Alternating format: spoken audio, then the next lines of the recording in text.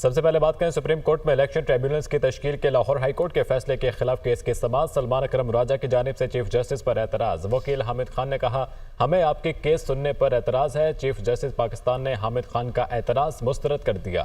آپ نے خود کو علیحدہ کرنا ہے تو کر لے۔ چیف جسٹس پاکستان کی جانب سے یہ ریمارک سامنے آئے ہیں، جبکہ پارلیمنٹ کی مدت 5 سال ہے جو بڑھ نہیں سکتی۔ اسٹے آرڈر والے کیسز بھی سپریم کورٹ میں آتے ہیں جو معاملات عدالت کے نہیں، انہیں آپس میں حل کریں۔ آئین کو کوئی پڑھنا گوارا نہیں کرتا۔ چیف جسٹس قاضی فائز عیسیٰ کی جانب سے یہ ریمارکس دیے گئے ہیں۔ سپریم کورٹ میں الیکشن ٹرائبیونل کی تشکیل کے لاہور ہائی کورٹ کے فیصلے کے خلاف کیس کی سماعت کے حوالے سے آپ کو آگاہ کر رہے ہیں۔ سلمان اکرم راجہ کی جانب سے چیف جسٹس پر اعتراض عائد کیا گیا۔ پریکٹس اینڈ پروسیجر ترمیمی آرڈیننس سپریم کورٹ میں چیلنج۔ چودھری احتشام الحق ایڈوکیٹ نے عدالت عظمیٰ میں درخواست دائر کر دی۔ ترمیمی آرڈیننس کو آئین سے متصادم قرار دیا جائے۔ آرڈیننس کے تحت ہونے والے تمام اقدامات کو کالعدم قرار دیا جائے۔ درخواست پر فیصلے تک پریکٹس اینڈ پروسیجر ترمیمی آرڈیننس کو معطل کیا جائے۔ آرڈیننس کا اجرا پارلیمانی جمہوریت کے خلاف ہے۔ سپریم کورٹ بھی قرار دے چکی ہے کہ آرڈیننس صرف ہنگامی حالات میں ہی جاری ہو سکتا ہے۔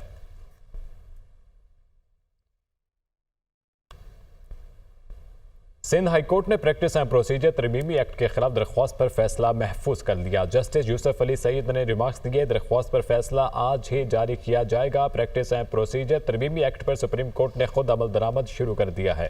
چیف جسٹس قاضی فائز عیسیٰ نے باقاعدہ نیا نوٹیفیکیشن بھی جاری کیا ہے۔ Sindh high court supreme court کے معاملات میں کیسے مداخلت کر سکتی ہے؟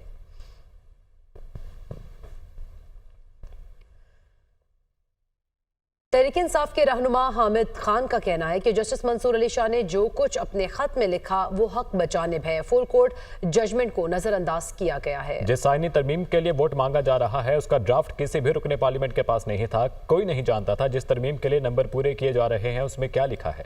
وہ دنیا نیوز کے پروگرام دنیا مہر بخاری کے ساتھ میں گفتگو کر رہے تھے۔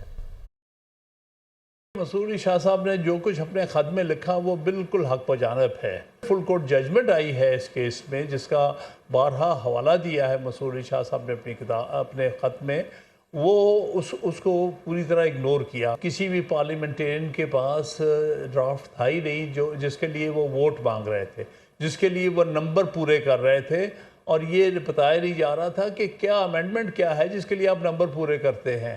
تو یہاں تو بدنیتی بڑی واضح تھی۔ ایسی امینڈمنٹ کی کوئی ویلیو نہیں ہے۔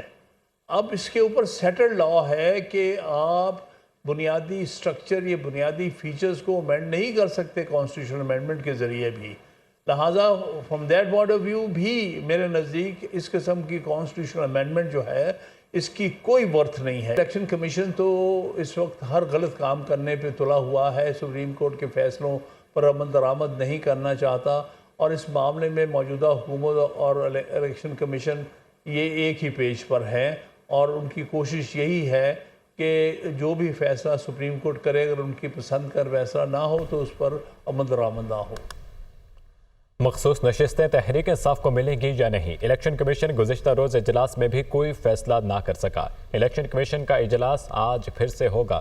جی ہاں ناظرین، مخصوص نشستیں تحریک انصاف کو ملیں گی یا نہیں؟ الیکشن کمیشن گزشتہ روز اجلاس میں کوئی فیصلہ نہیں کر سکا تھا، لیکن الیکشن کمیشن کی جانب سے آج پھر اجلاس ہوگا مخصوص نشستوں کے حوالے سے۔ اسلام آباد ہائی کورٹ میں بانی پی ٹی آئی کی ممکنہ ملٹری حراست اور ٹرائل روکنے کی درخواست پر سماعت۔ جسٹس میاں گل حسن اورنگزیب نے ایڈیشنل اٹارنی جنرل کے بیان پر درخواست نمٹا دی ہے۔ ایڈیشنل اٹارنی جنرل نے کہا بانی پی ٹی آئی کی ملٹری ٹرائل کا فی الحال کوئی فیصلہ نہیں ہوا۔ ایسا کوئی فیصلہ ہوا تو قانونی طریقہ کار اپنایا جائے گا۔ ملٹری ٹرائل کا فیصلہ ہوا تو پہلے سول میجسٹریٹ کے پاس درخواست جائے گی۔ اسلام آباد ہائی کورٹ نے بانی پی ٹی آئی کی درخواست نمٹا دی۔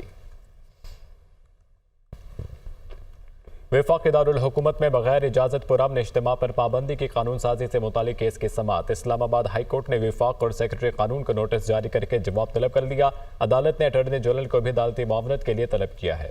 چیف جسٹس عامر فاروق نے ریمارکس دیتے ہوئے کہا اجتماع تو اجازت سے مشروط ہوتا ہے اور اس کے لیے ایک جگہ مختص ہوتی ہے۔ یورپ اور UK سمیت پوری دنیا میں اسمبلی اجازت سے مشروط ہوتی ہے۔ وکیل ایمان مزاری نے کہا خلاف ورزی کرنے والوں کو 3 سال قید کی سزا مقرر کی گئی ہے۔ چیف جسٹس بولے 3 سال سزا والی بات بنیادی حقوق کے خلاف ہے، یہ کہہ سکتے ہیں۔ اسلام آباد ہائی کورٹ نے کیس کی سماعت 2 ہفتے تک ملتوی کر دی۔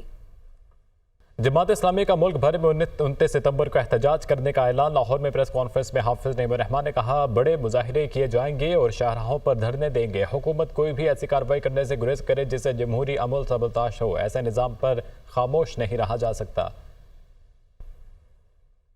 29 सितंबर को मुल्क भर में बड़े बड़े मुजाहिरे करेंगे इंशाअल्लाह। बैक वक्त पूरे मुल्क में तमाम डिस्ट्रिक्ट हेडक्वार्टर पे धरने किए जाएंगे और ये धरने शाहराहों पे किए जाएंगे। और हम हुकूमत से ये कहते हैं कि वो कोई भी ऐसी कार्रवाई करने से गुरेज करे जिससे जमहूरी अमल को सबूताश किया जाए। ऐसा निज़ाम है जिसके नतीजे में हम बर्बाद होते चले जा रहे हैं, तो ज़ाहिर है इस पर खामोश तो नहीं रहा जा सकता, या ऐसी सियासत तो नहीं की जा सकती कि जिसमें बस बात चलती रहे और लोग भी कहें कि हाँ वाह वाह आप क्या बातें कर रहे हैं। अमली तौर पर हमें मैदान में निकलना पड़ता है। और वो हुकूमत पूरी कौम के सामने और मीडिया के सामने आकर कहती है कि 45 दिन में हम इन तमाम शर्तों को मानेंगे।